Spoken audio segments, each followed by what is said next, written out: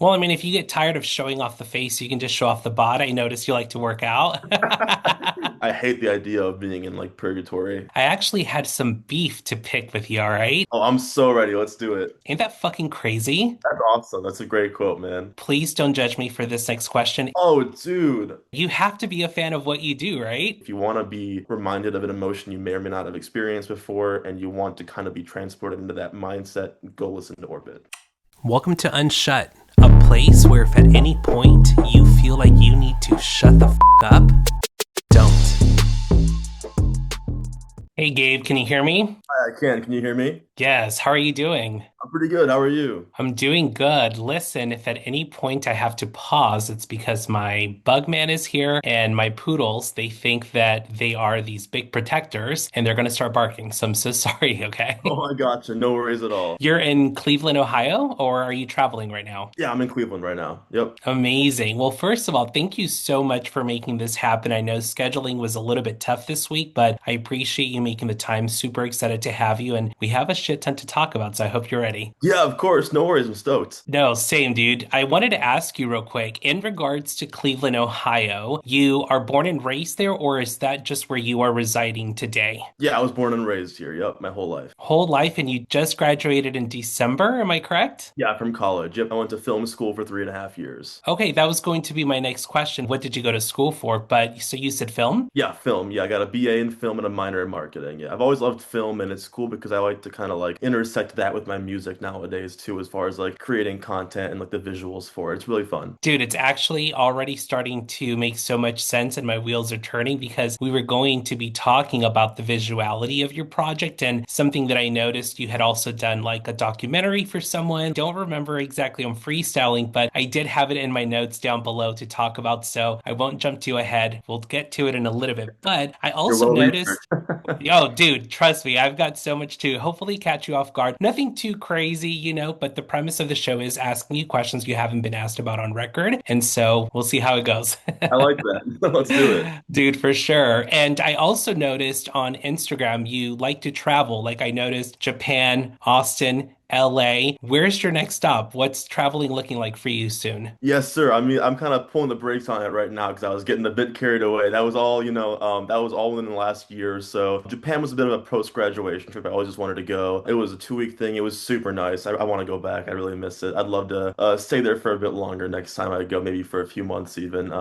But that was awesome. I went to LA over 4th of July weekend. I was actually there for Anime Expo. Big anime fan, so I was there for that. And then now I'm just kind of staying at home, working on music, trying to kind of like relax a little bit on the traveling because it's been a lot, as I'm sure you can imagine. But I know there's a concert I want to possibly go to in New Jersey in October. A band that I really love called 40 Below Summer is playing their first show, and I think like since pre-COVID in their hometown in Jersey. So I might go there with my drummer Jordan actually, but we'll see. That's just an idea in my head right now, just to answer your question. But yeah, I'm just staying at home for a while right now. Dude, very cool. Well, I'm glad you mentioned something about LA because I actually had some beef to pick with you, all right? Oh, In really? regards, I did, dude. We've got a little bit of beef. This is how we're kicking things off. What was your problem with In-N-Out? Because I saw that I'm from LA, so I'm a little bit biased, but you didn't like it. What was so bad about it? It wasn't bad. I just think it was like for the hype that it gets, everyone's like, "Oh, you gotta try it. It's so good." Like it was fine. Like I thought it was good. It's a perfectly fine meal, but I feel like the quality wasn't like night and day compared to what I'm used to from just like the average burger joint here in Cleveland. I can't necessarily argue with that because you're absolutely right. The hype around In-N-Out is so overrated. And listen, I am from LA, so I'm biased. I love it. I'm a down bitch for In-N-Out. I live in Texas now. In-N-Out is better than Whataburger. But I will say that even like when it comes to the secret menu options, people hype it up too much. And Mhm. it's not my favorite. I just like the classic. You know what I mean? I feel you. It's not bad. It's a solid burger. It's just a bit overrated in my opinion. What about Japan? The food in Japan, was that overhyped, overrated, or were you pleasantly surprised? I feel like the thing with Japan is the food. There must be some kind of regulation differences because it's just generally just like you can taste how much healthier it is. But the only like downside is that like it isn't like I feel like food here is made to impress you with like some crazy flavors and stuff. There is just like all pretty solid overall. It was really good. I never like felt bad after eating it, and it was incredibly cheap. That was a big thing too. It was all cheaper over there and healthier. But I guess it's just like I was never like blown blown away by it. It was just like overall solid and healthier, and I just love the food in general over there and the culture. So yeah, it was good. It just wasn't like I wouldn't like, say I'm dying to get like one certain thing there, It's just all overall solid. No, totally. Have the influences from, you saying you like anime, you were able to go somewhere like Japan. Did that influence of you traveling there impact your projects now? Oh yeah, I mean even before then I've some of my artwork for like the songs I've released thus far are all kind of like anime inspired. This is kind of like a solo project and I have like bandmates now in my videos and stuff and for future live shows, but I just don't want it to like seem like it's all me on like the face of everything. So I kind of wanted to go with that kind of aesthetic for the presentation of it anyway. So yeah, definitely. Well, I mean, if you get tired of showing off the face, you can just show off the bod. I noticed you like to work out.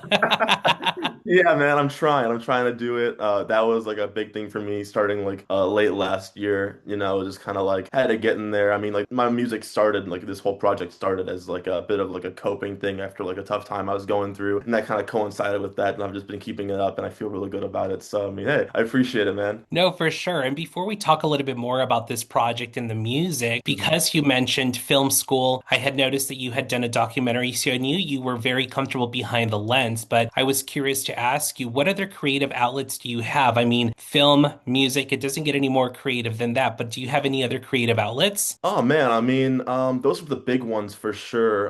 I just like experiencing new things. I like watching all kinds of content. Actually, I have a really niche job, but my day job is editing for an anime YouTube reaction channel. So I'm always editing, I'm always on the computer, I'm always doing something creative, which is really cool that I'm able to do that for like my income as well. I just like trying new things, whether it's like food or any kind of like new game or like art forms. So I'm just all about, opening my like a creative palette. Dude, I think that was the one thing that really impressed me about you when I found out about you and I started doing some light research was how entrepreneurial you were with being a creative. I am very like attracted to that. Not like that. Okay, hold on. Let me I start that got you. over. It's like a magnet to me because something that I have always talked about on the show is how I was able to take choreography, apply that into outside businesses, and really I've been an entrepreneur my entire life. A lot of people have a very difficult time seeing like how do you make money in an industry that's just so creatively based? And so when I saw that from you, I was like, man, I've got to talk to him because you are a true creative in that sense. But I didn't know that you were doing some editing,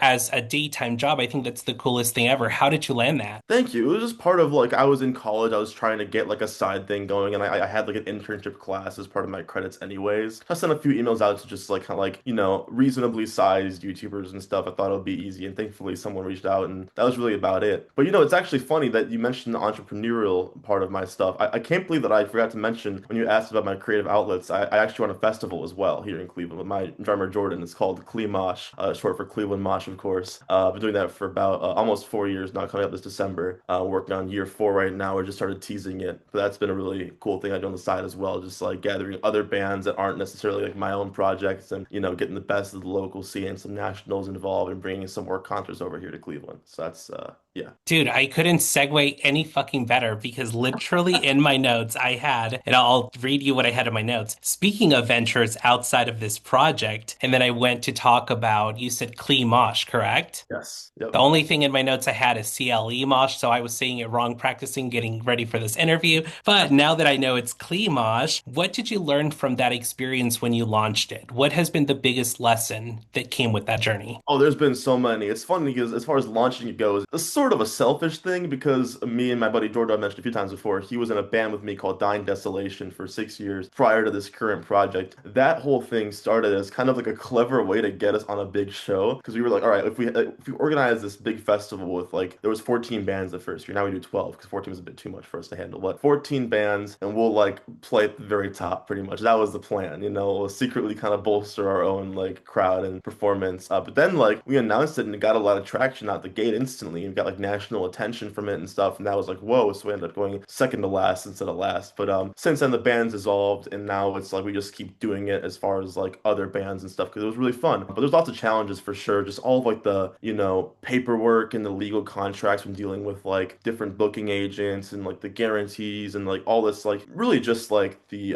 logistical stuff that no one really talks about. I mentioned my previous band, we'd book our own shows for years, so I thought it would just be kind of like that. But then when you involve national acts and like so many different bands and different parties involved, it's just like you have to really know what you're talking about as far as like the legal stuff and cover your bases. So all the technical stuff, it's not really interesting to talk about. That's the most important stuff that I've learned, I suppose. No, for sure. But I do think it's important to talk about it because, yeah, like the legal shit, it's not fun. But I mean, I can relate to that because there's so much in this show that I'm like, oh, I'm just going to hop in front of a camera. A camera and a mic is all I need. And then I started to deal with copyrights and dealing with management and PR and record labels. And I was just like, fuck. But you know what? There's a good lesson there. You don't really truly start to learn the journey of it all until you dive in fucking head first, not dipping your toes in the water. You know what I mean? For sure. Yeah, that's why I like being kind of like a jack of all trades in some regard because like there's a lot of overlap over like, film and event organization and music and even editing for like YouTube and copyright like you mentioned, It all kind of intersects and like I wasn't completely lost for like Cleat Mosh because I knew kind of like I had a semblance of that kind of stuff in my head already. It's just kind of like it tweaks here and there depending on what you're doing. But yeah. Dude, 100%. What is something that you are wanting to do differently on the next round of Klemosh? Oh man, well, first off, my biggest shortcoming and Jordan's too, as far as organizers go, we're both number one procrastinators, and number two, we're not good at like bookkeeping and like looking at our numbers and like so like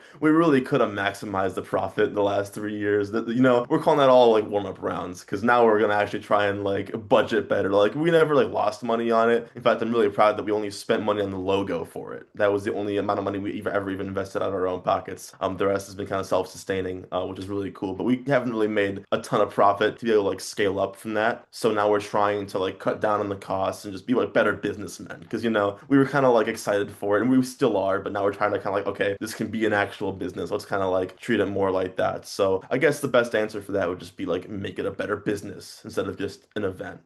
Dude, I get goosebumps hearing you say this because it's the most relatable thing ever. I've been a business owner. I had a performing arts company out in Vegas, and it's so Cool. fascinating to hear you say this because it's so true. Those warm-up rounds are so fucking important, but I am so glad to hear that you're still going to keep pursuing this because without those warm-up rounds, you can't get better. And without getting better, the bigger picture that you originally started with, it only starts to get bigger. So I can't wait to see what you guys do with it for sure. Yeah, I appreciate that. It means a lot. Of course. Well, in honor of Ohio's new Battle of the Bands, which is something else that I saw on your Instagram, okay? This is going to be Gabe Picks the Winner edition. Are you ready? Oh, I'm so ready. Let's do it. The first one, Bring Me the Horizon versus Bad Omens. Who are you picking? Oh, dude. Oh man, right out the gate. It's off screen, but I have a signed Well, I'll show you. I have a signed Bad Omens CD. Just Dude. Cleveland was their last tour date on their first tour before COVID shut it down completely. So I love Bad Omens. But I also have a Bring Me the Horizon poster, also slightly off screen next to the Trivium one. Or actually, no, yeah, it's off screen. Also, Sempiternal, like limited edition one. So I'm a big geek for both of those bands. They're both like top five for me as far as metal goes, modern metal at least. Probably Bring Me the Horizon though. I'd say they have a bit of like they've been around longer. They have the advantage as far as that goes. Bad Omens is still kind of like building their discography up. So I'd go Bring Me the Horizon probably. Dude, totally. I knew that was going to be such a difficult one for you, which is why I wanted to start with that one. The second one I have is Crown the Empire versus Falling in Reverse. Okay, that one I'm gonna have to go Crown the Empire. I like Crown the Empire. I keep pulling out the different. I won't go that far. It's over there, but I have a signed Crown the Empire CD as well, so I'm gonna have to go with those boys for sure. Dude, I love it. Are you like a big fan of memorabilia? Because I am. I would show you, Oh but I'm yeah. not trying to get up right now. I'll definitely send you different video later, but my memorabilia with vinyl records and shit in my studio is so good. Well, so good for me. I'm biased, but I love it. You're a big fan of memorabilia. Oh yeah, I love collecting all kinds of stuff, the autographs. I love like meet and greets and stuff. I don't know. I just like having like to be able to look at where I've been and what I've done in my life in front of me. So I'm a big fan of collecting just whatever. So yeah, for sure. Hell yeah, you have to be a fan of what you do, right? Oh yeah. The next one I have for you is Sum 41 versus The Offspring. I'm gonna have to go Sum 41 on that one, just because I haven't listened to The Offspring quite as much. It's a bit of a gray area for me. Damn, I was definitely going to go with The Offspring. I just saw them on Sunday. Oh really? Nice. I did. How was So that? fucking good. So fucking good. I love concerts, and so I'm a big sucker for it for sure, but they sounded so good. I'm glad to hear. I saw Sum 41 at not Incarceration. It was Sonic Temple here in Cleveland last year. I think it was part of their last tour, so that was really cool to finally see them live. live. Was that your first time seeing them? Yes, it was. Were you overwhelmed, underwhelmed? I'd say it was about what I expected. It was Hell solid. yeah. It was really good. I mean, like, I tend to prefer like more intimate concerts as far as like actually locking in and seeing a band perform to their fullest. But like as far as the festival show goes, it was really good. Dude, hell yeah. The next one I have for you is Blink 182 versus Good Charlotte. Oh man. Blink 182 versus Good Charlotte. Probably Blink, just because I don't know as many Good Charlotte songs. All right, too good. That was my first concert ever, so we're on the right track here for sure. Good stuff. The next one I have for you is the All American Rejects versus Yellow Card. Oh man, I can't say I'm too familiar with either of these, but from what I've heard, probably All American Rejects. I'm not like the biggest like Yellow Card fan or anything like that, but I Mhm. have been so impressed with seeing like the backyard concerts that the All American Rejects are Yeah, doing right now. So yeah. they're definitely on my radar for that for sure. The last one I have for you is Hoobastank versus Evanescence. Oh man, I fucking love Hoobastank, dude. Hoobastank is so criminally underrated. They have such an interesting discography to me because like they blew up off The Reason. That's like nothing like the rest of their discography. Like if you just go to like their second, third, fourth, like any hit besides that, like it's all just like punk rock, pretty much rock. It's in that category. It isn't like that kind of like Hey There Delilah kind of song that like The Reason is. I love Hoobastank. I'll defend them to my grave. You literally took the words out of my fucking mouth because that's the reason why I'm such a big fan of theirs, but it's because of that reason too, because a lot of people associate them to like that slow hit. And Mhm. I'm like, no, they're so much more than that. But I agree, they're still underrated because that was such a massive, and it's still such a massive hit. So, Yeah, dude, took the words out of my mouth. I'm glad to hear it. Yeah, they're so good, man. I love them. Dude, well, while we're on topic of bands, you were previously in another band for 6 years, Dying Desolation. First of all, what happened? What became the turning point for you guys to decide to no longer pursue the project? Yeah, I mean, it was tough because, 6 years, we took it really seriously and we started off when we were young. I was 15, Jordan was 15. I mean, like, lots of money went into it and time. And I'm really proud of our, like, music we put out. But at a certain point, it felt like we weren't really, like, going anywhere as far as, like, internally. It seemed like, Jordan and I are, like, one and the same as far as, like, creative minds. Like, we always clicked and we still continue to work on, like, Clean Mosh. She's helping me out with this stuff for Firebrand. But, like, for Dying Desolation, that's we're only two people out of four, and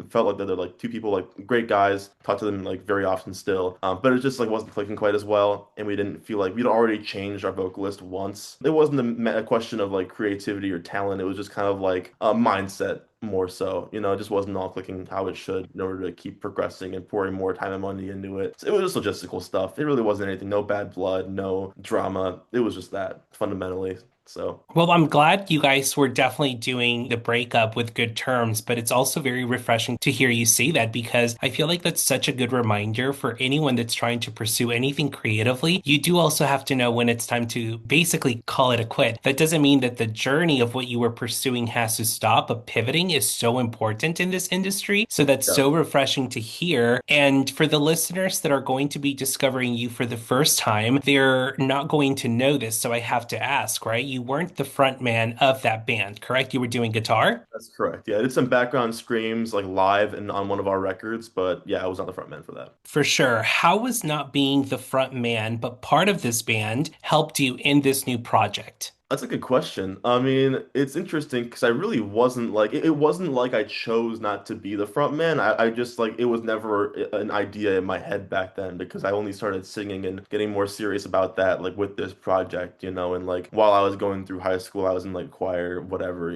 during that band because I was young when I was in that band. So like it wasn't like a conscious decision. I just kind of like was a guitarist first, and I later came to be like a vocalist, front man, if you will. But I mean, like I will say I miss playing guitar live on stage and stuff. That's the biggest thing I miss about that. And there's been like me and Jordan talk often about like just doing like a one-off reunion show just so I can play guitar again for like a show just because I miss it so much. But I mean, it's very different, but also kind of not like writing wise. I've always kind of like written like the bulk of the music myself, like at least like especially in the middle like era of Dying Desolation. Not to get too specific with it, but like I'd always write them as a package. I'd always write like the riff with like a vocal melody I'd play on a piano for our vocalist to eventually like put lyrics to or something like that. So like I carried that over, and now it's just like I was just able to further keep building on my own ideas instead of having to like have someone else take the reins and take it over. Now it's like I can actually fully realize my own vision. It's been really cool. But the bad half to that though is like, I still want to get like feedback from people. I love getting feedback. I don't want to like I want to make sure I'm not the only person hearing it because sometimes you're in your own head about it so much. It might not be a great idea, but you're just so used to it and so amped about it. So I don't know, it's interesting. It's a different dynamic for sure. No, for no, for sure. Sorry, my voice just You're cracked good. big time.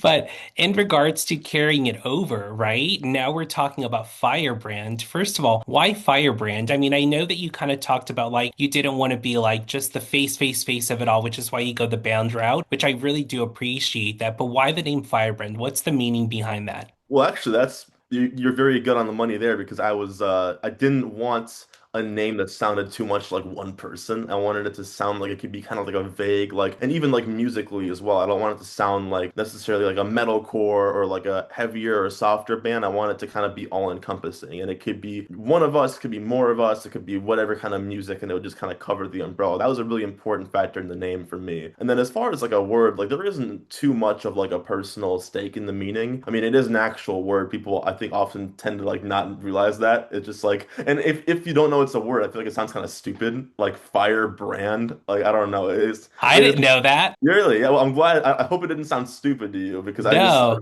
I'm not just like crushing together fire. Like I make some fire music and this is a brand. Like firebrand is actually a word that like it means like I'll Google it just so I don't misinform you. Firebrand, I'll read it off to you. A person who is passionate about a particular cause, typically inducing change and taking radical action. Vaguely, it applies to like I'm passionate about music. It's enough of a connection to mean something. Firebrand typically is like a more political term, which I'm like not trying to take that at all from that word. But yeah, I thought it had enough of a meaning to be applicable to my own like passion for my craft and also to not sound like it's just me or it's just a certain type of music. So that's the main reason behind that. Dude, I am more obsessed with it now that we just had this conversation because I took it as the word brand in there. My wheels were creatively turning because the irony of you pursuing film, pursuing, more than just the music side of things. You're also a writer. You're also doing this festival. You were also doing the Battle of the Bands. All I kept thinking in my head was an umbrella, and you can't do that without a brand. So my mind went in a completely different direction, but I think it's funny how it kind of coexists in there. And I think like that's so fucking genius. And it's amazing when something just kind of works out naturally, organically that way. So kudos to that for sure. I'm like even more in love with it now. It's interesting to hear someone talk about what like they interpret it as, not knowing it's an actual like word that I just kind of took. And that's really cool to hear, man, because it is kind of like a lesser known word. And I'm really always curious when people think about it when they hear it. So Dude, I am so obsessed with it. I'm a bigger fan now. thank you, man. I appreciate that. Of course. In regards to going back to the other project that you were in before this, right? You had openly talked about not feeling like a good singer when you were playing guitar for 6 years, right? Were you fighting the urge to sing during that time, or was it still something that hadn't necessarily been sparked for you to really want to go and become the front man, if that makes sense? Yeah, for sure. I mean, there were times I actually I attempted to like there was one song we had that we meant for like our second EP with Dying Isolation where I tried to get like and actually mentioned a documentary. I made a documentary about the making of this EP and if you go watch it on our YouTube channel, like you can see like a little section of that video where I talk about this whole experience. But I tried to like get in the booth and sing for that and it just wasn't up to par. Like,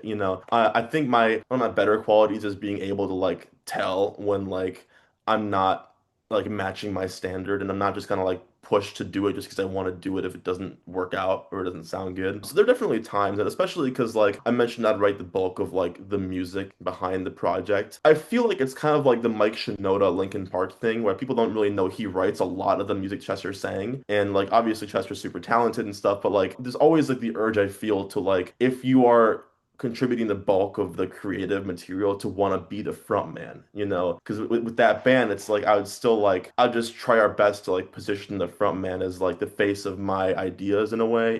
So this is just a lot cleaner in the sense that I don't have to try and like align my mind with someone else's and like make sure we're on the same page. But I'd try to do some backing vocals here and there live. Again, it's just at the time it wasn't really panning out, so I just kind of like set it aside and put it, on the back burner. So yeah, now I'm just kind of honing in on it as best as I can. And I'm still not quite confident like enough to like perform live quite yet. I'm still trying to practice and make sure like when we do play live, hopefully at some point like in the near future next year is my hope, I can actually like perform up to my standard. So, yeah. Dude, I love hearing you say this too. And it's so crazy because I kind of had a feeling we would get onto this topic, but I didn't necessarily put it down in my notes to talk about it. But something that you said a little bit ago is you were talking about being self-aware. And if I'm not mistaken, I think it was on Spotify. And again, I'm freestyling, so I'm not going to quote you correctly, but it was something about this wasn't an option. This kind of became like a must thing for you that you wanted to pursue. That line alone definitely made me want to be like, we have to have him on the show because that to me was so relatable because I often talk on the show about how I will not settle for episodes just to do episodes. Like I'm not going to feature anyone just for the sake of an episode. I'd rather do solo episodes by myself. If I don't feel a connection, if I don't see passion, if I don't see drive, I don't want to connect with people like that. But that line alone, first of all, do you know what line I'm talking about? Yeah, for sure. I'm glad you pointed that out. Yeah, I do. It was just so alarming to me because I was just like, whoa, like not a lot of people have that self-awareness of like, it didn't feel right to pursue it then. It literally feels right to pursue it now because you weren't going to give it 50% then. So why do it at all? And something I did write on my journal real quick, I had wrote that the irony of this project that made me absolutely love it was that no substance equals no voice, found meaning equals found voice. Ain't that fucking crazy? That's awesome. That's a great quote, man. Dude, I was just like so in awe with that. And I was just like, man, like, so hearing you see that the self-awareness stuff is just literally bringing me to chills. I wanted to also ask you in regards to you talking about practicing and how you're still working on the confidence side of being the front man and being the lead vocalist, right? When you revert back to thinking that you're not a great singer, how do you get yourself out of that mindset, seeing as now you rely on yourself as the front man, if that makes any sense? No, yeah, for sure.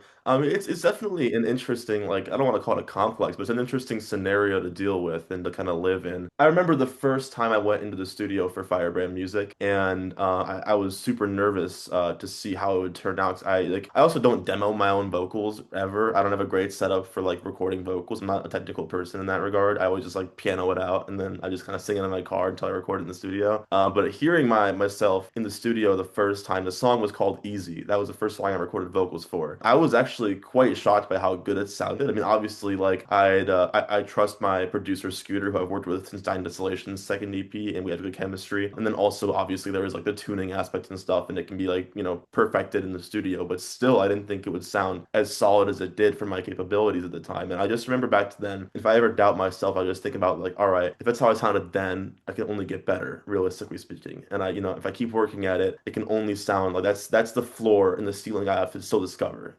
So I just keep like that in my mind, and I think like, okay, well, I've already started down this path. There's no going back. Like, I can only get better and only hone it and like perfect it. So that's really my mentality about it. Absolutely amazing. And before I move over to my next segment, real quick, just out of curiosity, what came first for you, the piano or guitar? It's, I think, a case by case thing. It's like whatever the song calls for, I'd say. Primarily in Dying Desolation, it was the guitar, because I was, again, like, my focus was a guitar, and I would kind of just riff around, and like, if I thought of a good riff, that would be like the backbone of the song. But then, like, a major focus, and actually, kind of to like elaborate on the quote that you were referencing with, like, I had no option, it was necessary. Me and Jordan were trying to talk to a vocalist and form a new thing with him after Dying Desolation initially broke up. Then I went through that kind of tough period that I alluded to, that kind of like found the lyrics and like the substance of what I was writing. And then it just felt like I can't have anyone sing about this that isn't me, because it's like so personal to me. I just had to do it myself. And then it became more about the lyrics after that. Like, because Dying Distillation too, like whenever I'd write lyrics, it wasn't anything personal. I was 15 years old when that started. Like, what have I gone through at that age, that I can write about? Like, it was all about like the world ending or like some kind of story that I had no personal stake in. But now it's like I'm trying to take my personal stories and make them the focus of the songs. So I guess now the lyrics do come first more often than they used to. So it still depends. There are like guitar riffs that kind of come first, but I think the lyrics and like starting off as like poems almost. It happens a lot more often with my music now. Dude, I am just so in awe with you because you said it so perfectly. It's so personal. And when something is not so personal, you can't take care of it the way you would when it's in the hands of someone else. And I feel that way. I feel that passion when it comes to your project. I can totally feel it. And I love that you're taking care of it yourself because, like you said, no one else could have been able to have the voice. And I don't mean quality of voice. I literally mean the actual voice to tell these parts of you. You had to be the one to do it. And I think it's so amazing. I'm glad that you're sharing these personal parts with us in a very creative way. I'm just so in awe, dude. I'm like mind blown because I knew this was going to happen, but didn't know. I really appreciate your kind words, man. It means a lot. Dude, of course. And before we talk a little bit more about Firebrand music, I want to talk about the artwork because the animations on there were my favorite in your catalog. And I like to do things a little bit in a very unshut way, is what I like to say. Okay. So they're not going to necessarily make sense with the art, but it's just how I pull inspiration for the show. So rock with it. Okay. I'm down. Let's do it. The first one I want to talk about is the cover art for Orbit. Would you rather levitate slowly into space or fall from space at a rapid pace? Oh, like indefinitely? Indefinitely. I mean, probably fall, because at least then I'd have a destination. I'll probably end up smacking on the ground in some planet, whether it be like Earth or whatever. I hate the idea of being in like purgatory.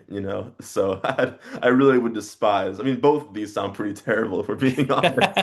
But I mean, I suppose at least I'd be heading in a direction if I was falling, so I'd go falling. Absolutely. Love that. The cover art for Dream. When's the last time you laid in bed and just listened to music? Oh man, I'm an old man at heart. My bed's right there, and I keep my phone charging on the table in front of me so I don't get up and use my phone while I sleep. Because I used to stay up until like 4 a.m. when I was little. I was crazy. So I don't listen to music very often. And my phone's just like not even in my hand when I'm in my bed. Probably months ago, realistically speaking. So yeah. If you could pick one band or one artist or one song to loop forever on your bed, which one is it going to be? Loop forever. Okay, well that's interesting because it doesn't necessarily mean my favorite. It means the most repeatable and most consistently enjoyable. But I'd have to go Eminem because actually that's like one thing about me. I listen to like a lot of obviously like kind of songs that I write within that genre, but like my favorite artist is Eminem. I don't know. His discography is like I go back to his like first three albums the most out of any artist or any band. So probably anything from his early work. Dude, I was just watching his documentary a couple nights ago. Oh, Stan, have really? you watched it? No, I just listened to the I'm kind of a stan myself. I saw Eminem. That's why I was in Austin actually last October. I went for his concert at the Formula One race. I have like an Eminem foam finger back there that you can't see, but I haven't seen the documentary yet. But I have listened to. They dropped like one new song as part of that like soundtrack for that. So I listened to that song and it's really solid. Dude, But I add haven't it to watched. your list. It's definitely worth the watch for sure. It's so good. I'll have to do that. I love 8 Mile though. 8 Mile is great. Yes, dude. All right. You're speaking my language now. I love it. The cover art for Ultimatum. Okay. If you can pick any song that you could definitely gaze into the stars and the moonlight to, which one are you picking? Well, I'm gonna consult my Spotify real quick. Gaze into this. There has to be something vibey then. Deftones is a go-to. I'm listening to their new album currently. I love the song Infinite Source. So right now, topical. I think the Deftones Infinite Source would be my gazing out into the stars song. Dude, such a good answer. I am covered in goosebumps. I love it. The last one I have for you is the cover art for Easy. And I just want to say real quick, full disclaimer, I am a big journal buff. Like I love journaling. And so what I like to do with guests is once I start to prep for the interview, I like to just journal. It's where I get my ideas for like the segments and where I'm pulling inspiration from. So please don't judge me for this next question. It's just the first thing Oh, that came to mind. So I'm going to ask it, okay? word, man. Best song to get it on in the back seat. Go. Oh man, I don't listen to music while I get it on. So I gotta think carefully. What would I put on in the back seat? Because like I feel like the songs that are made for that, like I've been listening to a lot of 50 Cent recently too. Like I could pick like a candy shop. But that's like kind of corny though. Like it's made for that. But like you're not gonna put on 50 Cent's candy shop. It's like Probably like honestly a Deftones song again, if we're being real. Probably like they have the one song that all the girls repost. What's that one called? I'm bad with their names. Bet you had no idea I was going to ask you something like that today. I'm glad you did though, because I was ready to answer the same couple of questions, but this is better. This is more fun. I'm gonna go Sex Tape by Deftones. Amazing. Such a great answer for sure. Thank you, man. I put a lot of thought into these. Dude, amazing. Thank you so much for going along with it. Like I said, it's just my way of honoring, like, it gives me a reason to like use your cover art and put it on the screen so people can be exposed to it. It's just a fun way to do it than just talking about the same shit you talk about in all the other interviews. You know what I mean? Sure, man. I appreciate that. I respect that. Well, I definitely have to talk to you about this new single of yours, Orbit, because I absolutely love it. I love the writing in this. But for listeners discovering you for the first time, what can you tell them to convince them to go listen to this song? What does this song mean to you? Well, I'm really proud of it because it's like my goal with that one in particular was to paint a picture in the listener's head, you know? Because the thing is, like with the first EP, I was covering like the topic of a breakup that I had gone through, and that's this new song, Orbit, continues that story, but I don't want to just be repetitive, and I wanted to really illustrate more with words because like I was very direct in that first EP. It was very much like a oh, what's the term? It was a like mind dump. It was like my feelings written literally onto like the lyrics. But with this song, I wanted to kind of be a little less direct and kind of just again paint the picture of the emotion instead of just talking about it outright. And it's about like the feeling of being in no contact with someone and just kind of relating it to floating in space, like the cover art you mentioned previously. And I really just wanted the lyrics and the soundscape of the song with like but I have some like ethereal sounding like synths in the background of the verses and stuff. I just in the video too, I just wanted the whole picture with that song to encapsulate a feeling that you could instantly be sucked into and relate with me to. So I guess to convince anyone to listen to it, just like if you want to be reminded of an emotion you may or may not have experienced before and you want to kind of be transported into that mindset, go listen to Orbit.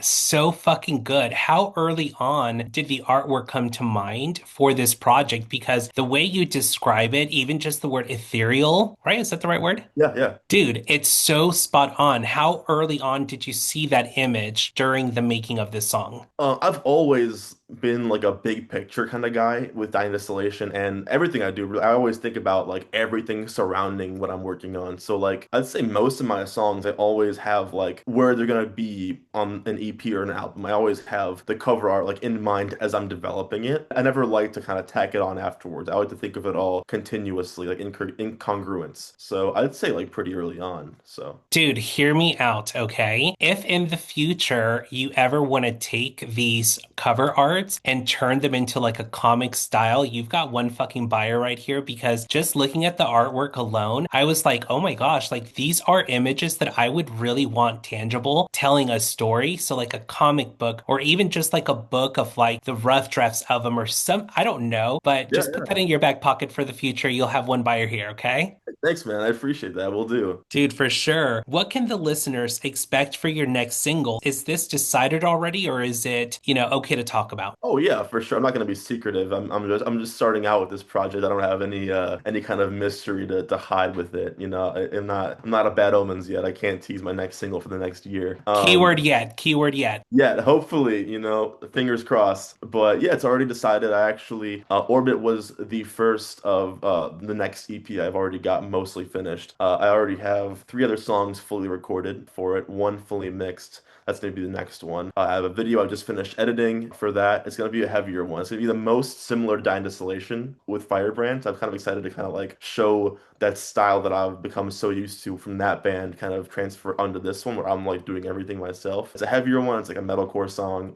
It's called Backburner. So you can expect Backburner to come hopefully next month at some point. Super exciting. And just backtracking real quick, have you put any thought into one day reimagining these songs on piano, given the fact that you have talked about how sometimes you like disconnecting, you get on the piano before sending it off to et cetera, with the whole process that you have? Has that ever crossed your mind? Yeah, I've thought about like acoustic or slower versions of some of the songs because especially on the first EP, like it's kind of a multi-genre thing, like and some of the songs could lend themselves to that kind of thing for sure. I think maybe if I have like after a few more EPs or albums, if I have a good enough collection of songs that would lend themselves to like a ballad versions or like piano stripped down versions, that could definitely be really cool. Absolutely. I think it would be too. And in regards to the writing that's coming out in this EP that you're working on, what can you tell us about the writing? Like, are there any different topics? What's the vibe for the writing that's going into this project? Yeah, sure. So that first EP, as I mentioned, it tells a story of a breakup that I went through that inspired that whole thing, and it was written all in a month. It was all just kind of like my coping mechanism and my venting, and just kind of like I use that as my like therapy, you know. And so it all came together very fast. I wrote it all in a month. I recorded it all like the next month, and that was a very like in the moment, just like a snapshot of my mind. The first month after that, it all transpired. But then I found myself having like more to say in the coming months because like that was very like in the moment again, like I mentioned, kind of like off the cuff. But then like as I kind of slowed down and was releasing those first few songs, I had a much longer time to dwell and like think and actually like move on in my life, and I have more to say about the moving on process and the next steps. So this next EP is kind of like a part two in a sense, but it's a lot more like retrospective and more about like me, less about the situation and more just like my mind and going past everything. And I'm also going about it a different way as far as recording goes. I'm not recording it all in a month. I'm recording one song every 2 months, and so I've had a lot longer of a time to make sure the songs themselves are like, to my standard and like in my opinion as perfect as they can be. Again, the first EP I'm really proud of, but it's kind of all over the place, not necessarily a bad way, but I wouldn't play like easy at like a metal show. I wouldn't like I can't take all those songs and play them live or they're not all hits. I really wanted to kind of find a middle ground where like all five of these next songs are like bangers. They're all like super solid individually. They aren't just like necessarily like only good in the context of like the bigger picture in the EP, like the first ones were kind of meant to be. So yeah, I guess to kind of like sum that up, like TLDR, it's yeah, just kind of a part two, but more introspective, more about like me moving past everything. And I think I've just kind of focused up on telling the story in more interesting ways, like Orbit, and just kind of painting pictures of my emotions better. And yeah. Well, without saying it, how I interpret that, Gabe, is clarity. It's really instead of writing from, like you said, all those songs in 1 month, you're now doing one every 2 months. But that's clarity. That means you're now, like you said, being present, being more, in touch with what it was that you were feeling. And so I am so excited for this project because I think that with clarity, good processing is going to come out of it. And with good processing comes good writing. It's fascinating to hear you talk because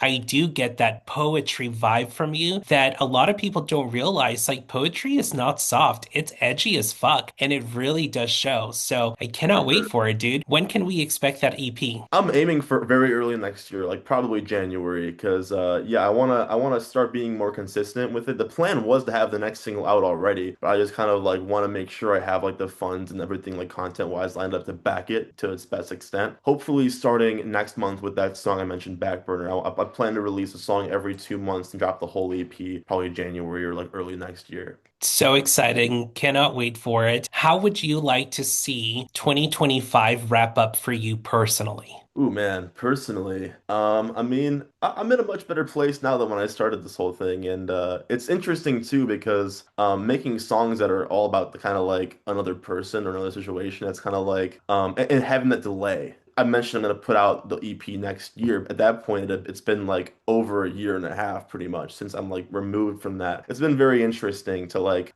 be out of that mind state currently completely and past it, but still be like releasing songs about when I was in it. So I guess I'm looking forward to kind of wrapping up that presentation and starting next year after the EP drops with like different topics that aren't. I don't want to milk the same thing. I want to kind of I'm ready to personally and musically musically kind of like move on from that and explore different things. And yeah, I mean, like, Clean Mosh is coming up in December. It's always a good way to bookend my year. Hopefully that goes well. And we'll see. I'm just excited to grow Firebrand more as well and really lock in on that. Dude, for sure. And I've got to ask, and I apologize if this is a little bit too personal, but I'm Go just for it. curious in regards to you writing, right? Because first of all, I don't think you're milking it at all. I think it's so amazing that you're giving us different stages of that breakup or of that, situation. I absolutely love that. And it's, in my opinion, it's translating very well. But I'm curious to ask you real quick in regards to this writing, does it make you a better dater or does it make you more reserved because of how aware you are of coping with these feelings, if that makes any sense? Yeah, for sure. I mean, in a more funny way. I mean, it's kind of been a little awkward at some